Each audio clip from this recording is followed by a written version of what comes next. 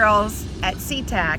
We are beginning our beautiful journey of oyster gardening, and I'm here, Mrs. Culver, the gifted teacher, and I'm here with Miss Henry, who's behind the camera. There she is. Miss Henry, our instructional technology, and we're going to go on a great service learning project. So Miss Henry and I just put this float together, which is some piping, PVC pipe, and some netting. We're going to this is called the float, and we're on this beautiful day on a Monday at Owls Creek with Virginia Aquarium, which is right next door to Seatack. Seatack's right down the water. Owls Creek is our watershed, boys and girls, and our watershed, it's very important that we take care of our watershed because the watershed takes care of us. So I'm wondering how our watershed takes care of us. Think about that.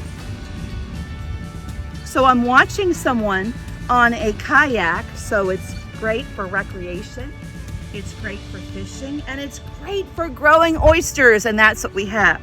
So in this cooler, as I showed you in the morning program today, congratulations, you are the parents, the proud parents of 2,000 baby oysters, which we call SPAT, S-P-A-T. Can you say that word?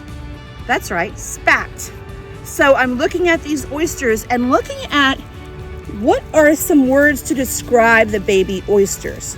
Let's think about their attributes. Color, size, shape. Miss Henry, what color do you observe? Beyond the green netting, they look white, cream, maybe a little bit of brown. Absolutely. And what shape do you see? I know our kindergarten first graders are focusing on shapes. They look almost circular, but not a perfect circle. Maybe a little bit oval. Okay. And what about the size? They look pretty tiny. Some of them look almost the size of my fingernail. Yes. And a lot of the adults, a lot of the adults that love to eat oysters at restaurants, we're so amazed at how small these oysters are.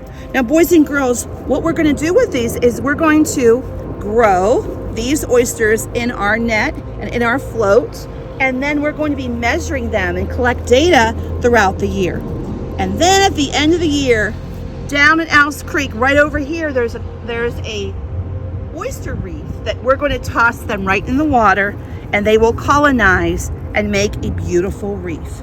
Now, in the meantime, I want you to think about, why are oysters good for our water? You know that? All right, Miss Henry, talk to them about that. Why are oysters good for our waterways? Well, oysters are amazing for our waterways because they actually filter and clean our water. So the more oysters we have, the cleaner and healthier our water is. And that's the goal. We want clean and healthy water. So congratulations to all of you for helping to be the proud parents. And we're going to actually put the oysters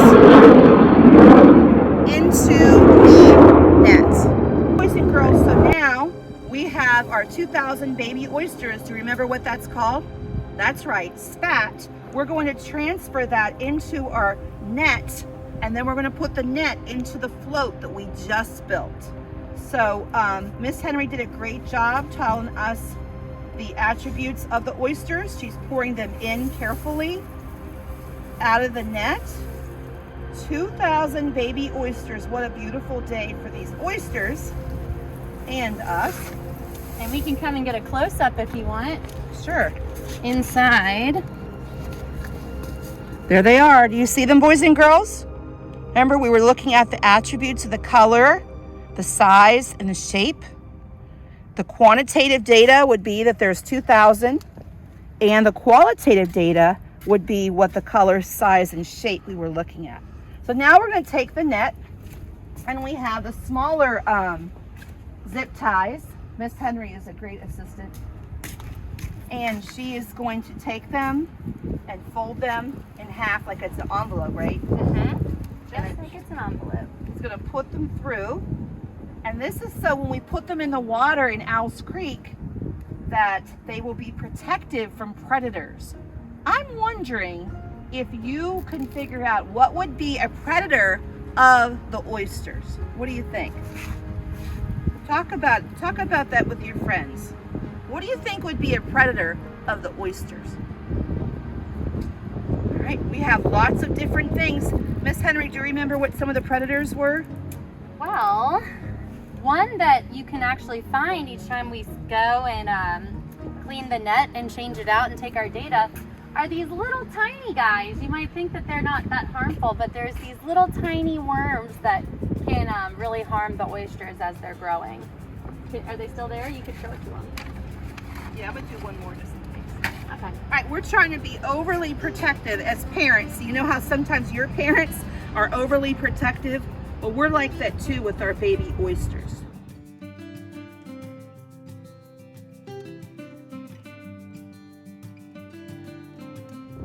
There we go. So now we're going to put them in our float. Can you tell them, Miss Henry, how this works? So basically what we want is we want our oysters to be floating with the water. So the PVC pipe is going to be at the top of the water and the rest of the cage is going to be under the water. And the float, this bag that we have them in, is going to be secured to the cage part, and it's going to be floating within the PVC pipes. So it doesn't float away and they're safe from predators. The other thing we wanted to share with you is we know about tides.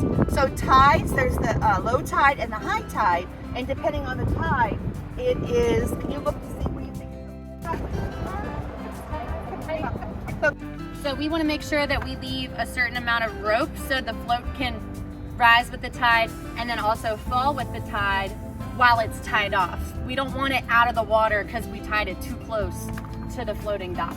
Last year we had to get new line because last year, because of the storms, it barely held on. So what we're doing, boys and girls, is we're using zip ties again, and Miss Henry is tying them to the cage.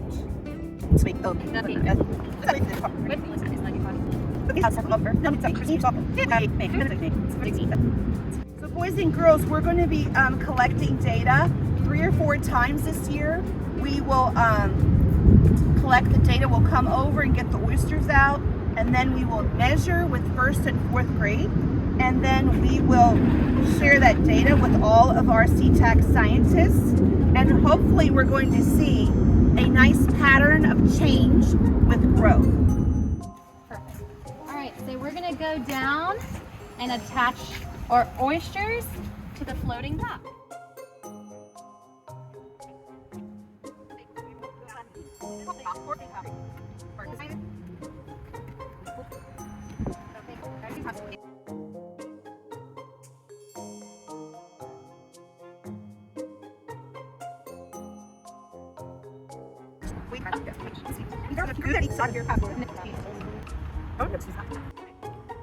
So now, boys and girls, oh, it's just, I can't even tell you. It's about 70 degrees on a beautiful fall afternoon.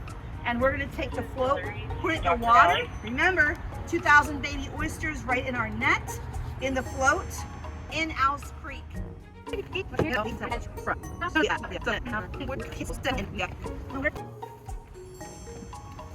And I know some of you in kindergarten are studying about water this year.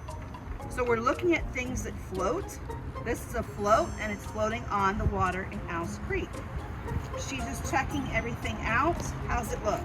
Looks pretty good to me. All right, what do you like about what it looks like?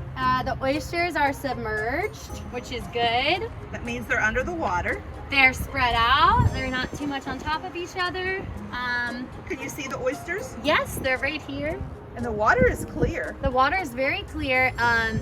You know, we can measure something called turbidity, which is the amount of sediment in the water, and that changes throughout the year as well. And we can be taking baseline data for that as well. And we're also going to be taking the temperature of the water and the salinity of the water. And we use a really fancy instrument called a refractometer. Oh, I just happen to have one brand new one right here. Oh my gosh, that's so exciting. And we actually can hold it up to the light to see the amount of salt that's in the water. Right. So we're going to tie this onto the pole, right? Yep.